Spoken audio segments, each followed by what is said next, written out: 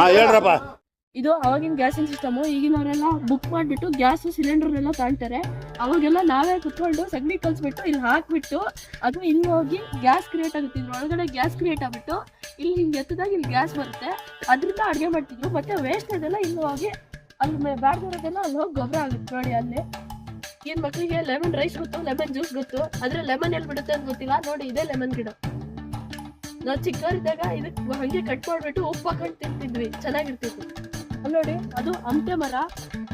ಅದು ಅಮಟೆ ಮರ, ಅದಕ್ಕೆ ನಾವು ಅವಾಗ ಉಪ್ಪು ಖಾರ ಹಾಕೊಂಡು ತಿಂತಿದ್ವಿ. ನಮ್ಮ ಅಮ್ಮ ಎಲ್ಲ ಬರ್ಸ್ಕೊಂಡ್ ಬರ್ತಿದ್ರು, ಆದ್ರೂ ಬಿಡ್ತಿರ್ಲಿಲ್ಲ. ಮರ ಹಚ್ಬಿಟ್ಟು ತಿಂತಾ ಇದ್ವಿ. ಈಗಿನ ಮಕ್ಳಿಗೆ ಅಮಟೆ ಅಂದ್ರೆ ಹೆಸರು ಗೊತ್ತಿಲ್ಲ, ಅಮಟೆಕಾಯಿ ಅಂದ್ರೆ ಏನು ಅಂತ ಕೇಳ್ತಾರೆ. ಇದು ಕಾಕಿ ಹಣ್ಣು, ತಿನ್ನೋದು ಚೆನ್ನಾಗಿರುತ್ತೆ. ಇದನ್ನ ಚಟ್ನಿ ಮಾಡಿಸ್ಕೊಂಡು ತಿಂತಿದ್ವಿ ನಾವು ಚಿಕ್ಕವರಿದ್ದಾಗ. ಈಗಿನ ಮಕ್ಳಿಗೆ ಇದು ಸಹ ಗೊತ್ತಿಲ್ಲ, ಏನು ಅಂತಾನು ಹೆಸರು ಗೊತ್ತಿರಲ್ಲ ಇದ್ರದ್ದು. ಈಗಿನ ಮಕ್ಳಿಗೆ ಏನೇನು ಗೊತ್ತಿಲ್ಲ. ಅಡಿಕೆ ಮರ, ಆಗಿನ ಕಾಲದಲ್ಲಿ ಅಡಿಕೆ ಸುತ್ತಕ್ಕೆ ನಾನು ಚಿಕ್ಕವನಿದ್ದಾಗ ನಾನು ಹೋಗ್ತಿದ್ದೆ. ಸುಲಿಬೇಕಾದ್ರೆ ಕೈ ಸಿಪ್ಪೆ ಎಲ್ಲ ಕಿತ್ಕೊತಿದ್ದೆ. ನೋಡಿ ಅದು ಸೀಸನ್ ಬಂದಾಗ ಮಾತ್ರ ಬಿಡೋದು. ಇವಾಗ ಮರ ಇದೆ, ಬಿಟ್ಟಿಲ್ಲ ಇನ್ನು ಅಡಿಕೆ. ಕಷ್ಟಪಟ್ಟು ಕುತ್ಕೊಂಡು ಸುಲಿತಾ ಇದ್ವಿ ನಾವೆಲ್ಲ. ಈಗಿನ ಮಕ್ಕಳಿಗೆ ಆರಂಭ ಬೇಕು ಅಂದ್ರೆ ಬೇಕಾದ್ರೆ ಓಡೋಗ್ಬಿಡ್ತಾರೆ. ಆದ್ರೆ ನೀವು ಇದೆಲ್ಲ ಗಂಧ ಮಾಡಿ ಗೊತ್ತಿಲ್ಲ ಅವ್ರಿಗೆ. ಇದು ನಮ್ಮ ದನದ ಕೊಟ್ಟಿಗೆಯಲ್ಲಿರೋದು.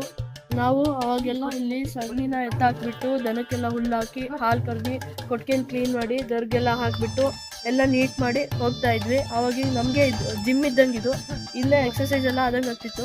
ಈಗಿನವರೆಲ್ಲ ಸುಮ್ಮನೆ ದುಡ್ಡು ಕೊಟ್ಬಿಟ್ಟು ಜಿಮ್ ಅಂತ ಹೋಗ್ತಾರೆ, ಅದನ್ನೂ ನೀಟಾಗಿ ಮಾಡಲ್ಲ. ಇದು ಜೀರಿಗೆ ಮೆಣಸು, ಚೆನ್ನಾಗಿದೆ. ನಮ್ಮ ಕಾಲದಲ್ಲಿ ಇದನ್ನೆಲ್ಲ ಚಟ್ನಿಗೆ ಯೂಸ್ ಮಾಡ್ತಿದ್ವಿ. ಈಗಿನವರೆಲ್ಲ ಹೈಬ್ರಿಡ್ ಇಂದು ಮೆಣಸಿನ್ಕಾಯಿ ಎಲ್ಲ ಯೂಸ್ ಮಾಡಿ ಮಾಡಿ ಗ್ಯಾಸ್ಟ್ರಿಕ್ಕು ಏನೇನೋ ಅಂತೇಳಿ ಒದ್ದಾಡ್ತಾರೆ. ನಮ್ಮ ಕಾಲದಲ್ಲೆಲ್ಲ ಅವಾಗ ಇದೇ ಚೆನ್ನಾಗಿರ್ತಿತ್ತು. ವಾವ್, ನೋಡಿ ಗಂಧದ ಮರ ತೆಳ್ಳು ಉದ್ದಕ್ಕೆ ಕಾಣ್ತಾ ಇದೆಯಲ್ಲ, ಗಂಧದ ಮರ. ನಾನು ಚಿಕ್ಕವನಾಗಿದ್ದಾಗ ಒಬ್ಬನೇ ವೀರಪ್ಪನ ಜೊತೆ ಹೊರಾಡ್ಬಿಟ್ಟು ಉಳಿಸ್ಕೊಂಡ್ರೋ ಮರ. ಈಗ ನೋಡಿ ಎಷ್ಟು ಹತ್ರ ಆಗಿದೆ.